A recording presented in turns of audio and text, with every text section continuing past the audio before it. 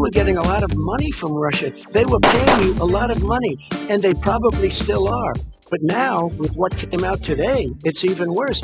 All of the emails, the horrible emails of the kind of money that you were raking in, you and your family. And Joe, you were vice president when some of this was happening, and it should have never happened. And I think you owe an explanation to the American people.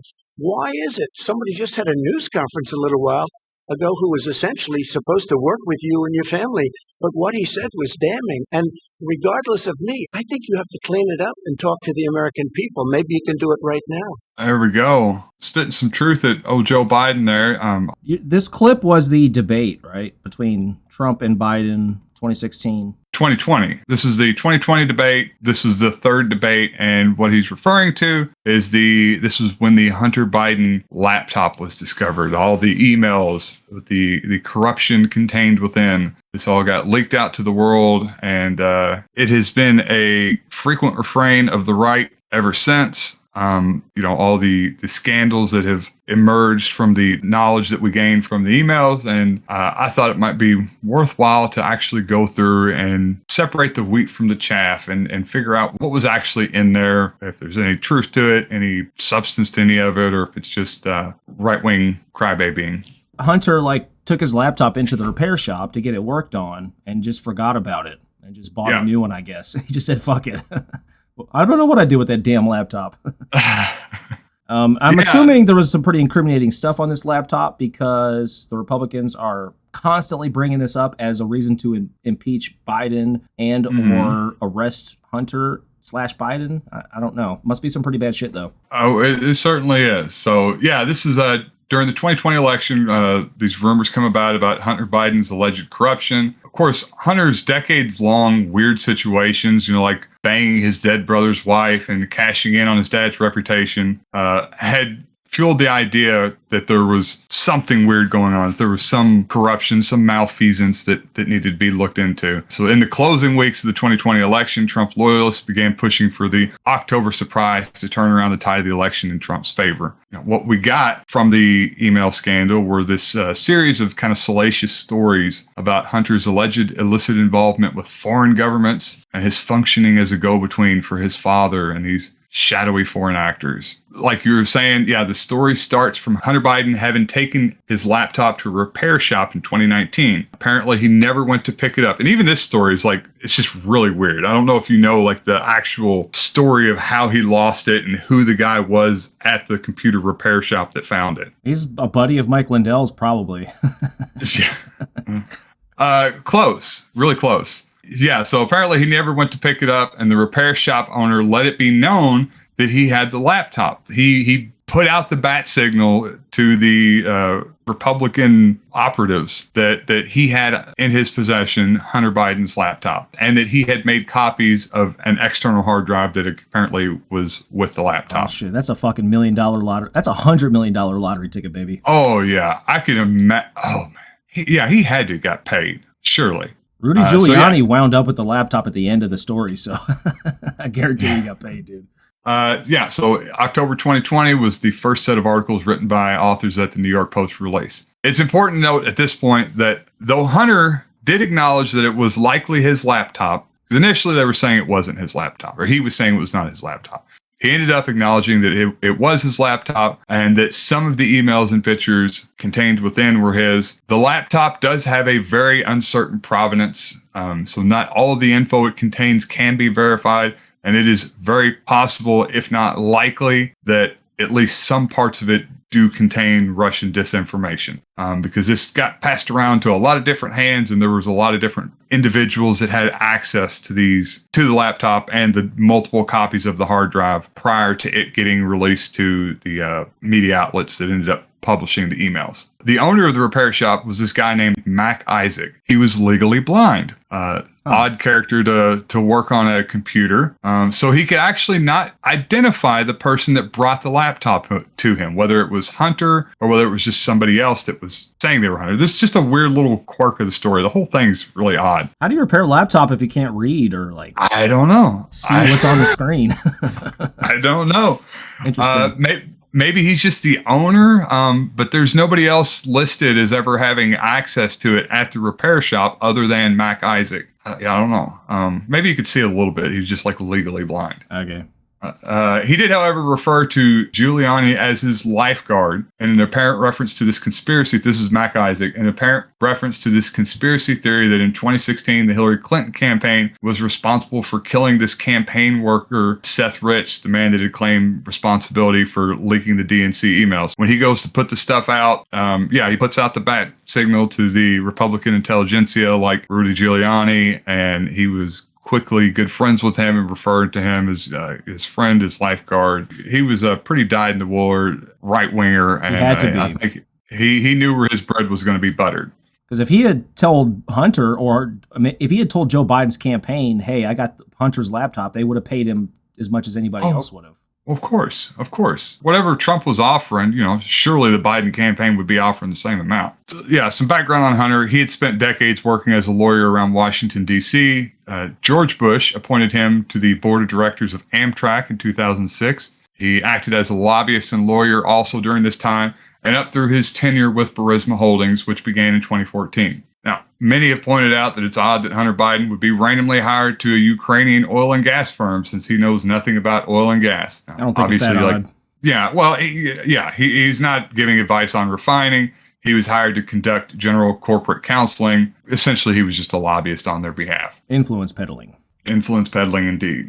And this was during the Obama presidency, where Joe Biden was the point person on Ukraine policy, which is likely why Hunter was offered the position. It certainly reeks of Ukraine attempting to curry favor and buy special treatment.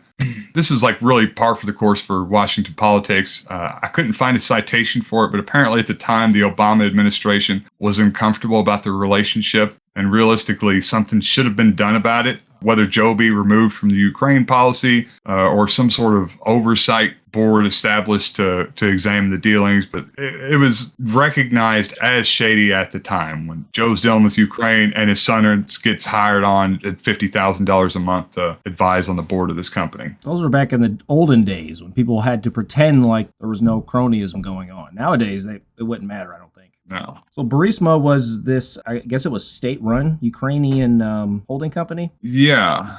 Interesting. What the fuck? Hang on. Biden was working for a natural gas company in Ukraine, and Shokin was investigating its owner. But the U.S. and several Western allies did not think Shokin was doing enough to clean up corruption in Ukraine. So then Vice President Biden went to Ukraine.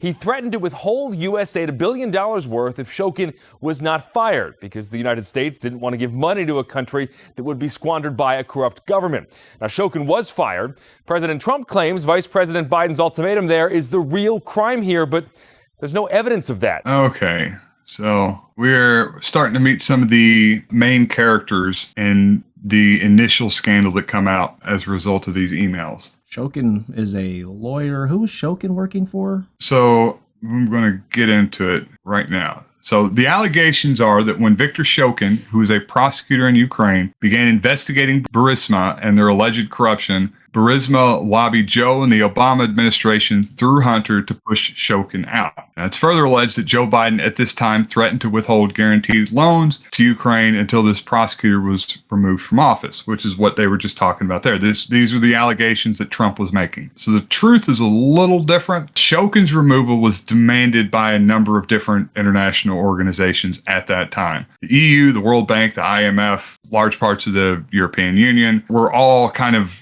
trying to get this one. There's a bunch of guys in Ukraine at the time, but we're trying to get him and other remnants of the pre-Maidan Revolution government, the Russian-backed old system. They're trying to push them out before they started giving money to kind of rebuild Ukraine in the more Euro-centered government that they were hoping to set up with them. Interesting. That seems very sus to me. I don't know about that. So, why did they want him removed? So he was a Russian stooge, or this is the allegation. He refused to prosecute corrupt business dealings, specifically when the corruption was linked to Russian oligarchs. He also refused to prosecute the sniper attacks from just a couple years prior during the Maidan Revolution. So this is kind of the essence of what this issue is really about. Ukraine, just had this revolution, was trying to align themselves with Europe and away from Russia. Ukraine had historically been deeply steeped in Russian oligarch corruption. And as they began to try to integrate with the West and with Europe, they had certain demands placed on them because they were asking for a lot of money and help rebuilding and resetting up their government at the time. So they needed to clean up their country before these powerful Western entities like the U.S., World Bank, etc., would give them loans. Shokin was incredibly unpopular in Ukraine at the time and had even had some assassination attempts against him that he had survived. This sounds, oh my God, this guy sounds like a fucking CIA op. Straight up. Shokin? Shokin seems like a Russian asset, obviously, but like the attempts to take him out, because why can't we have somebody in there to prosecute the Western oligarchs? Because there's still oligarchs there. I mean, they're running fucking Russia. There's like one guy that owns like 70% of the land in Ukraine. It's crazy. Yeah, well, obviously, you know this as well as I. The issue wasn't with oligarchs. The issue was with Russian-backed oligarchs. Yeah. Our oligarchs are just fine. And prosecute the snipers? They didn't know who the fucking snipers were. There were some rumors, but there was no evidence. Were they just going to prosecute some Russians because just to fuck Russia? Gosh. Yeah, that's how you do. Ukraine is crazy, dude. Especially pre-invasion, Ukraine was nuts. It was like the arms deal capital of the world. I'll allow that, but don't you dare speak ill of Zelensky. Of course not. I will not stand for it. Zelensky's a savage, let's be honest. Yeah. All right. So, yeah, hopefully this starts to give a little credence to the claim that much of the story was Russian disinformation, or the framing of the story that was being put out by Giuliani and the Trump campaign was a Russian framing. That this Shokin guy was a honest prosecutor that was actually looking into corruption from these different Western, Eurocentric, US-centric entities, and that he was pushed out illegally, unnecessarily, for the political gain of the Biden family, of the U.S. So this is where some of the allegations of the Russian framing and Russian disinformation start coming from. Yeah, instead of Shokin being a fearless and principled prosecutor going after the corruption of Burisma and being attacked for it, he was a Russian stooge that was highly corrupt and had internal and external forces trying to push him out. So the purported impropriety comes from the withholding of loan funds over Shokin's investigation of Burisma corruption connected to the Biden family. The truth is, at the time that Viktor Pashoka, who is Viktor Shokin's predecessor, was investigating the previous owner and co-founder of Burisma for various financial crimes. All of these financial crimes occurred a couple years prior to Hunter Biden being brought on. So there was an investigation. It was a legitimate investigation. There had been a lot of corruption going on through this Burisma, but the selective prosecution, it seems like, was it was just all politically motivated, which is exactly what you would expect in Ukraine, especially during that time period. You know, it's just, they're pushing out, it is a power struggle between Russian oligarchs and the new Eurocentric oligarchs, like we just talked about. The owner that brought on Hunter ended up fleeing Ukraine at the end of 2014. This entire period was really tied to the Maidan Revolution. The owner of Burisma fled? The owner of Burisma fled. So the beginning of 2014 was the Maidan Revolution. At the end of 2014, he had fled at that point. What the fuck? This is while he was under investigation for the financial crimes from a couple years earlier. This is fascinating. Yeah. So it was at this point in time, it was post-Maidan Revolution, that Joe Biden was appointed by Obama to be the point man on Ukraine. He was the one that was going to help them get everything turned around and realigned with Europe. Even the investigations at the time that were happening, there was no investigations involving Hunter. He was brought on to basically be a lobbyist for this shady-ass Ukrainian oil company, the owner of which had almost certainly done some financial crimes. But the investigation, even from Shokin, it did not involve Hunter Biden in any way. It was all about the owner. So what's your initial feelings about this, James? You know, it's really hard to say what Hunter's real role was. I think you and I probably have a good inkling as to what it was. But the fact that he was hired 2 months after his dad was appointed to oversee relations is a little odd. It's better than having to fly over there a bunch of times. Just send your fucking fail son over there to peddle your influence. Plus, it'll keep him out of trouble. They don't have crack in Ukraine, do they? I think it's just crocodile. Oh, just crocodile. Yeah, he'll be fine, dude. Yeah. All right, hang on now. Ladies and gentlemen of audio listeners, Tony has put on a tinfoil hat, a literal tinfoil hat. My daughter made this for me. All right, so now we're going full tinfoil time.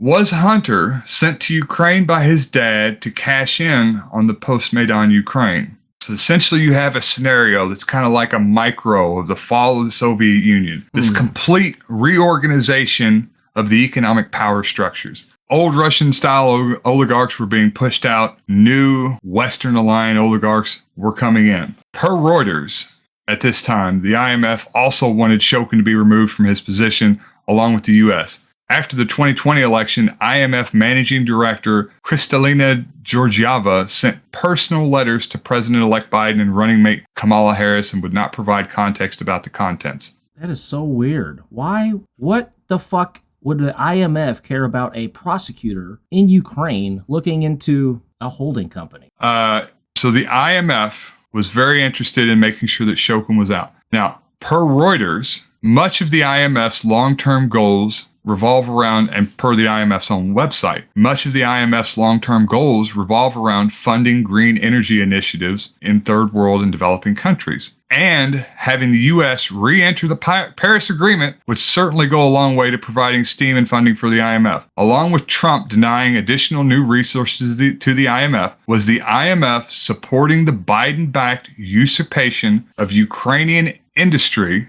in exchange for their support in implementing a global Green New Deal. So the IMF is interested in this prosecutor. The IMF wanted the prosecutor pushed out. The IMF was also in contact with Kamala Harris and Joe Biden. Sure. The IMF was also upset, did not want to deal with the Trump administration because he had pulled out of the Paris Climate Agreement. Right. And the IMF is wanting to, their stated goal is to provide funding and to kind of develop themselves pushing these green energy initiatives. So now you have this energy company, Burisma, that they get involved in, and they're going to support Biden in his role with this business company to back the usurpation, to get their feet in the door for the Ukrainian energy industry so that they can bring on a global Green New Deal. Gosh, golly, that is awesome. It's going deep. It's That's going deep. awesome. I wish this was true, man. This would be a much better world. Yeah. If the IMF was supporting CIA efforts in fucking Ukraine in order to promote green energy policy.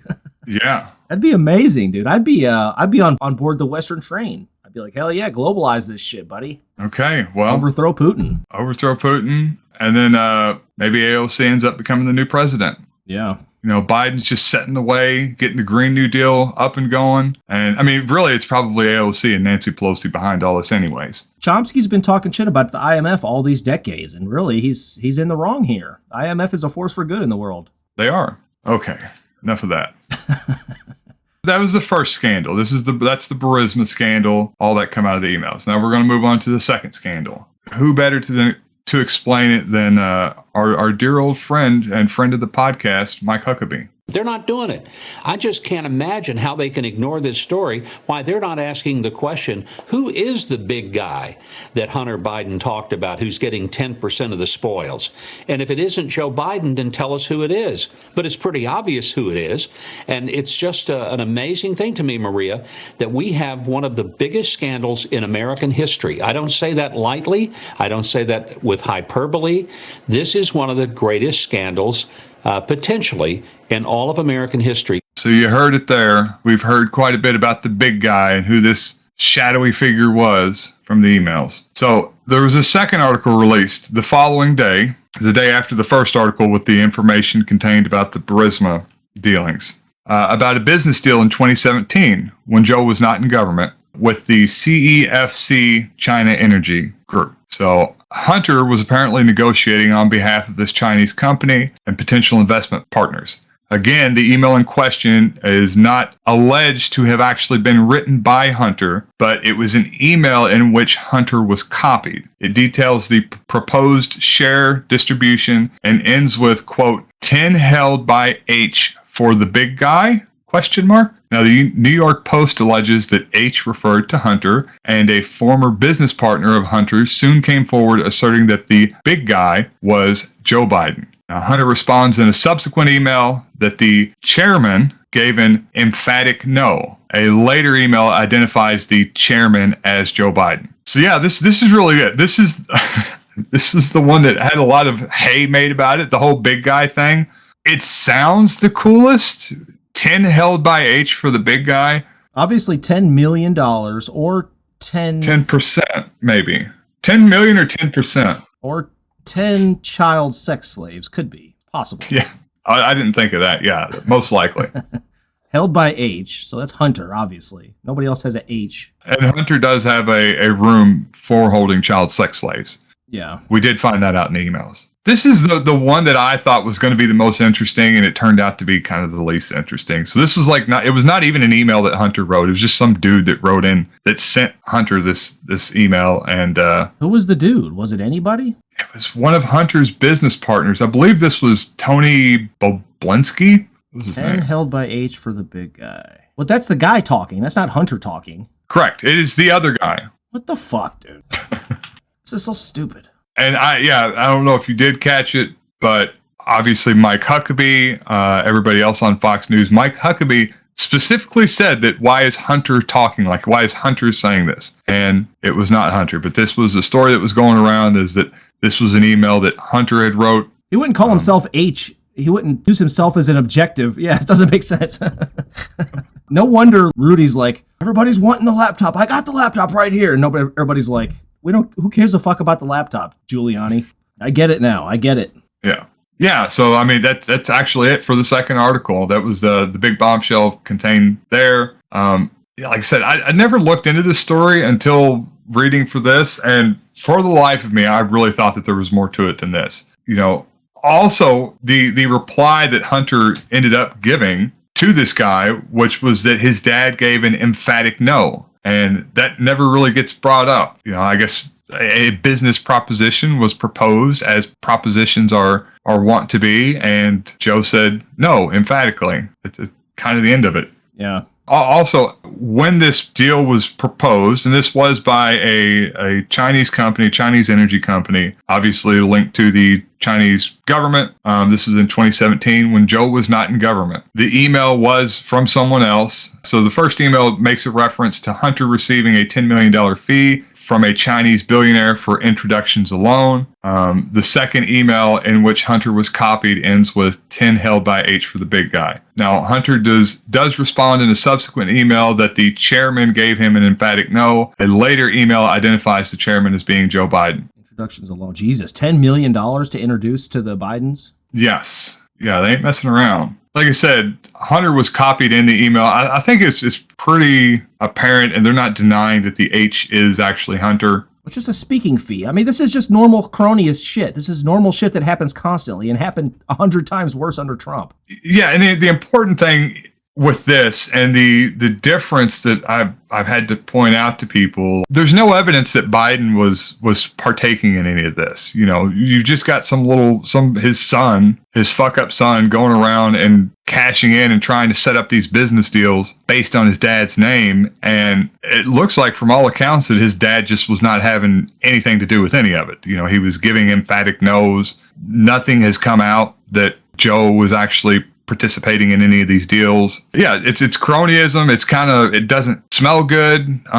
But, you know, Hunter's a private citizen. He's not in government. He's not abusing the power of government. He's not getting tax dollars allocated. I don't know. What do you do with it? It doesn't even seem like he did anything illegal. It was just the fact that he's able to do this because his dad is fucking Joe Biden, which, welcome to America. I mean, what the fuck? Yeah. Is there a major politician's kid that does not profit off of? No, they'd be stupid. Just at the very least, the name of their parent. So there was another little connection that might be a little bit sketchy. Okay.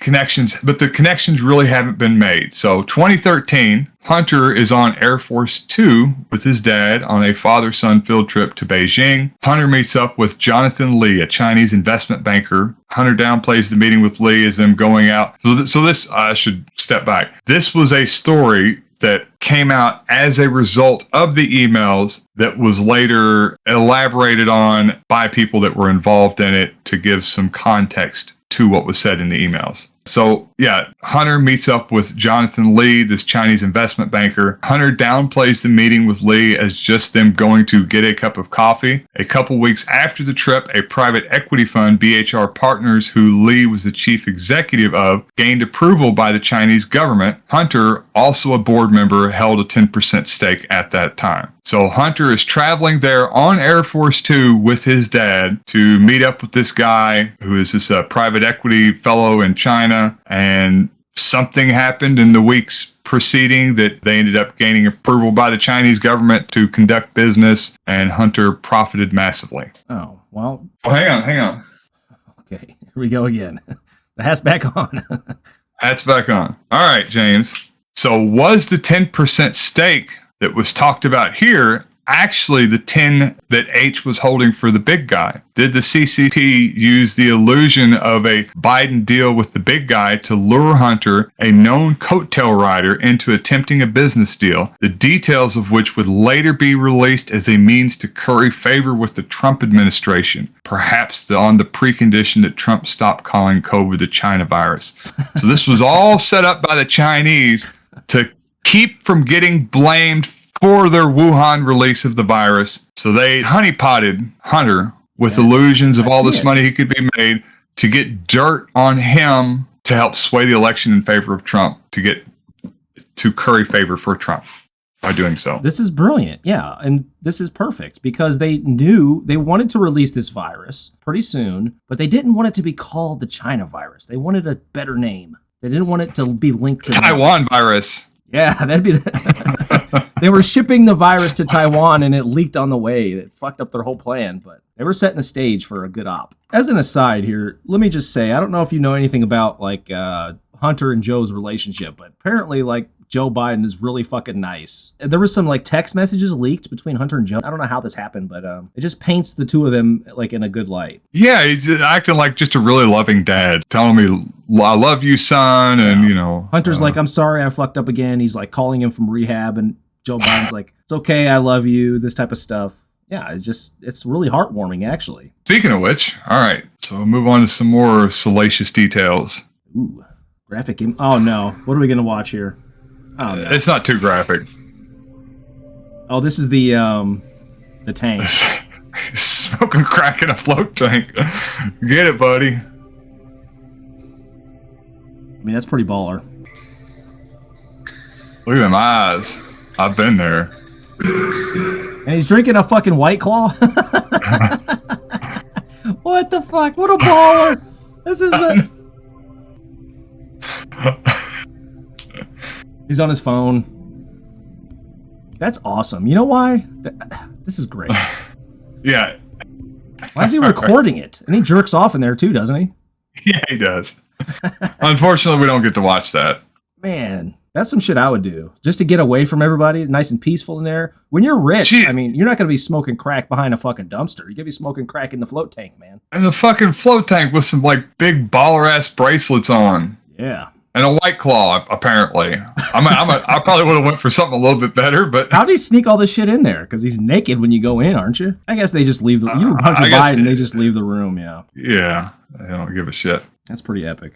I consider this to be one of the bigger scandals that come out of this. Really? In the email, in the laptop, this was not actually part of the emails, but when the laptop was released, there was all these videos of Hunter engaging in extracurriculars with some lovely young ladies and some lovely chemicals. Obviously, we just watched one of smoking crack and White Claws in a float tank, which sounds like a fucking amazing time, honestly. What do you do with the nut, though? You don't want it floating around in there with you. I wouldn't give a shit. Fuck it. There's a bunch of salt in there. They got cleaning chemicals, whatever.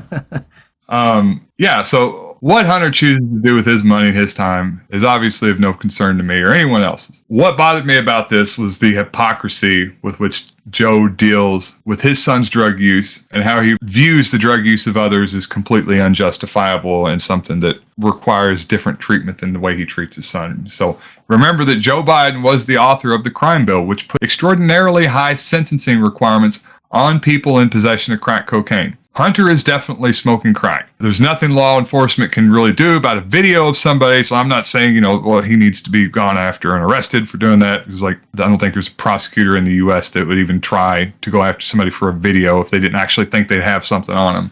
Not a rich person. Yeah, certainly not. You may be a poor person that didn't have money for a lawyer. Yeah. Certainly nobody in Hunter's position. Yeah, so Joe has repeatedly stood by his son when his addiction got the better of him, and all the better for him. He's repeatedly protected him from legal prosecution and paid for treatment services. Wouldn't it be wonderful if he extended those same privileges to all Americans? Yeah, I don't know. That's kind of what bothers. It just rubs me the wrong way. Just the hypocrisy of the whole thing. That's where Joe Biden messed up. See, Hunter is rebelling against his puritanical dad. Hunter is our punishment to Joe Biden for the crime bill. Yeah, this is karma. Lord works in mysterious ways. God gave him Hunter as punishment for his fucked up attitude. Yeah, well, I hope Joe Biden's losing some sleep at night. Anyways, last one here. Tonight, a CNN investigation of Hunter Biden's emails revealing years of high income and even higher debts, more than $500,000 in unpaid bills, repeated warnings from banks. The IRS even threatened not to renew Hunter Biden's passport. This as the Justice Department weighs possible charges against the president's son. Drew Griffin is out front. Interesting. Republicans have been demanding that Hunter be investigated for every single aspect of the emails, from the prostitutes to the drugs to the 10 held by H for the big guy. To the obviously photoshopped penis size. They're very upset about that. Can't be that big. Well, certainly not if he's been smoking crack. We know how that goes. Right. Yeah, this is the one that I don't know, could potentially, there's a there here. So as the nice CNN lady was explaining, the emails also contained a litany of Hunter's sensitive financial documents. Hunter was a serial non-tax filer and overspender. He had accrued a substantial amount of debt during this time period, like from 2015 to 2019 when he lost the laptop. Well, hold on a second now. Is it debt or is it he just didn't file taxes because he's off running in the streets or whatever he's fucking doing? It's both. So he'd accrued a substantial amount of debt. He had maxed out credit cards, had very high loans that he'd taken out with different banks. He was getting overdue notices for one credit card that had a $65,000 limit. It was like maxed out, and they were getting, he was getting notices. Hey, the credit card's maxed out and overdue. Wasn't returning his library books on time. Just being an all around awful person, really. Asshole. So he has all these private debts that he's accrued, and he's constantly has his accountant trying to handle these things. And not only is Hunter not following the advice at this time of his accountant to try to work on settling these debts up and make minimum payments, but apparently he was also stiffing the accountant on pay. Good. It was also during this time period that he racked up years of delinquent tax debts. Now, he just recently settled these for around $2 million. The first one mentioned, the first year of delinquent taxes mentioned in the emails was 2013, where it was like $60,000 that he owed. Apparently 2015, 2016, 2017, he had tax debts in the hundreds of thousands of dollars that he just was not paying. See, he should have inflated his asset values. That way you could really shave some money off of that tax bill, man. Yeah, I'm sure he could have bought something and, shown some serious losses, A hotel, something like that. Hey, he did his painting. I'm sure paint's not cheap. You can write all that off, I'm sure, right? Probably. So he racked up all this tax debt. He ended up settling with the IRS for around $2 million.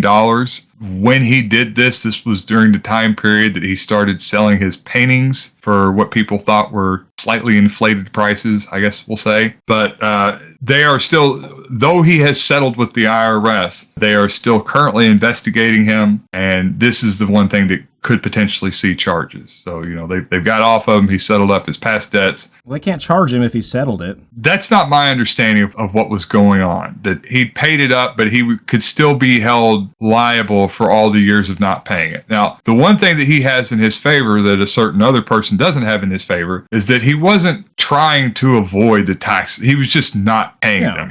There was no avoidance schemes going on. This is just a very irresponsible person that was blowing his money on partying and drugs and just not taking care of his responsibilities. I don't know who would do something like that. That seems very unprofessional. It does, doesn't it? So That's kind of it. That's what's contained in the email. And kind of going back to the beginning, this whole scheme was pushed by Steve Bannon and Rudy Giuliani from the get-go. These are the guys that had talked about the laptop early on before anything was even released. Giuliani facilitated the purchase of the hard drive by the New York Post. Bannon orchestrated the release and messaging of what appeared on the laptop. There's some leaked White House audio of Bannon discussing this just before the election. It was supposed to be the October surprise, or was the October surprise, just didn't work for the intended goal of getting Trump reelected. But it did help to further vilify the Biden administration in the eyes of the MAGA purists and give them what they thought was an excellent counterpoint to whenever Trump and company's corruption was brought up. For example, Bannon enlisted the assistance of exiled Chinese businessman Guo Wingzhu to help distribute the more salacious photos included on the laptop. Guo set up a streaming site to distribute the videos and included instructions on how to share the videos on social media without getting them banned, because this is pics of him doing drugs and fucking and all that good stuff. Another man Bannon refers to, named Lude, helped spread the word that the videos contained footage of Hunter with underage Chinese girls. Bannon referred to this as, later on, obviously this was not true, there was no videos of him with any underage girls. Bannon was asked about this later on, and he referred to this as creative editorial control. Also known as lying.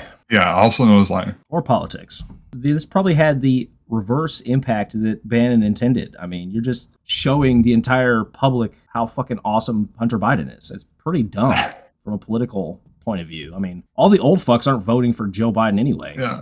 I don't know. I share that evaluation that it looks like, he's living the life I want to live. I mean, he's not doing that bad considering how much money. Well, I mean, he looks healthy, right? He looks good. He's not destroying himself doing it.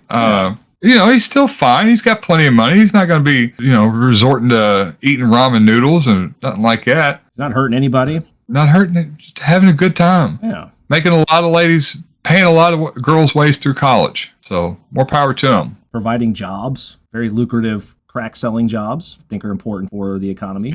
Also, I guess kind of as an added note, so because as you were saying, there wasn't a whole lot there. There wasn't really a lot of there. This story really didn't kick off until like a couple weeks after there was the initial buzz about it. But what really made it take off was the social media platforms' response to it. So this is when the allegations that the algorithms were being modified to suppress the information in there. And that really gave fire to the idea that, there was this deep state cabal that was trying to suppress what was in the emails. And this is when it kind of become more legend than fact. That's kind of when I noticed it. People were talking about, like, the emails were available, but people were talking about what they heard was in the emails as if they were like some ancient unearthed Coptic text that wasn't really decipherable, so we could never really know what was there, and we'd only rely on rumor. I'm interested in your opinion because I've heard a lot of leftists including people I respect, like, Chomsky, Burgess, been really critical of social media censoring this story, saying that it's basically censorship. Well, hey, let's, I got one more little clip real quick. Oh, okay. Important misinformation. We also have this third-party fact-checking program because we don't want to be deciding what's true and false. And for I think it was 5 or 7 days when it was basically being determined whether it was false, the distribution on Facebook was decreased, but people were still allowed to share it. So you could still share it, you could still consume it. So when you say the distribution is decreased, it got shared. How does that work? It basically, the ranking in newsfeed was a little bit less. So fewer people saw it than would have otherwise. So it definitely... By what percentage? I don't know off the top of my head, but it's meaningful. But basically, a lot of people were still able to share it. We got a lot of complaints that was the case. Obviously this is a hyper political issue. So depending on what side of the political spectrum, you either think we didn't censor enough or he's talking about the Hunter Biden emails at this point. There was that kind of uncertainty from when it was first released as to whether or not it was Russian disinformation. And apparently the FBI contacted Mark Zuckerberg and told him, "Excuse me, sir. I know you're really busy. Hate to bother you. this may be Russian disinformation, and apparently they didn't tell him not to share it, but they did let him know it's likely that this is at least partially Russian disinformation. But when it was found out that Facebook was moderating the sharing, and then other organizations like Twitter just kind of like shut it down altogether, it exploded the MAGA heads, and they really, their persecution complex really started kicking in at that point. Well, you've looked into this story. Do you think it's okay that this was, for example, on Facebook is different a little bit than Twitter? On Facebook, somebody like Ben Shapiro can buy ads and fucking run fake stories about this laptop. Maybe the laptop story itself, it actually happened, and it's true, and it did, although it happened years prior to when it was being talked about prior to the election. I mean, they're obviously distorting the truth here. There's nothing solid, or, I mean, there's really nothing to it in terms of like legal ramifications for Joe Biden's presidency. Yeah, sure. I mean, that's the one startling thing, is that to the extent that Joe is mentioned at all in any of the, and there was, there's tens of thousands of emails. Most of them were just nonsense. So that number gets thrown around a lot. I've heard Ben Shapiro talk about, well, there's tens of thousands of emails that come out. Yeah, most of them were like spam and just random nonsense. All the ones that had anything remotely of substance were released, and this is basically what we got, these different stories. This is one of those, I would fucking put the ban hammer on it. It has such a big influence on the outcome of the election, man. And it's obvious they were pumping this story up and fucking misrepresenting it all to hell, right? For sure, 100%. On Facebook, they were outright lying about it. I guarantee it, because they have... Oh, yeah, for sure. But yeah, I mean, this is what I wanted to end this on was, or like this last little segment that I wanted to do on this was that the attempt to censor it to whatever degree is what made it blow up. Because like there's no way to actually censor it. I think so, yeah. They would have been crying about censorship if they hadn't done any censorship. But because there actually was censorship, I think it gave it some legs. Yeah. So I don't know. Oh gosh, there's down the line consequences though of letting lies just go out of control, man. That's how fucking fascist takeovers happen. Lies about the Jews in Germany. Okay, so this has actually come out after I did started this segment. I have to skip around a little bit because I don't have any timestamps on this. So yeah, this is Sam Harris talking about just this issue, whether or not the Hunter Biden story should have been censored, and in the future, what should we do? And he makes some pretty wild remarks about it. Garnered a lot of attention. Disinformation at the last minute to who knows how this election is going to go. Who knows what the capacity for disinformation at the last minute to tip the balance is. Then what do you do with the Hunter Biden laptop story when we already know, we know how this played out in 2016 with the Hillary Clinton email, press conference where Comey, in an abundance of scrupulosity, felt like he had to come before the cameras, I think 10 days out from the election, and say, we're going to open up this investigation again. Listen, I don't care what's in Hunter Biden's. I mean, Hunter Biden, at that point, Hunter Biden literally could have had the corpses of children in his basement. I would not have cared. Right, it's like there's nothing. First of all, it's Hunter Biden, right? It's not Joe Biden. But even if whatever scope of Joe Biden's corruption is, like if we could just go down that rabbit hole endlessly and understand that he's getting kickbacks from Hunter Biden's deals in Ukraine or wherever else, right, or China, it is infinitesimal compared to the corruption we know Trump is involved in. Oh.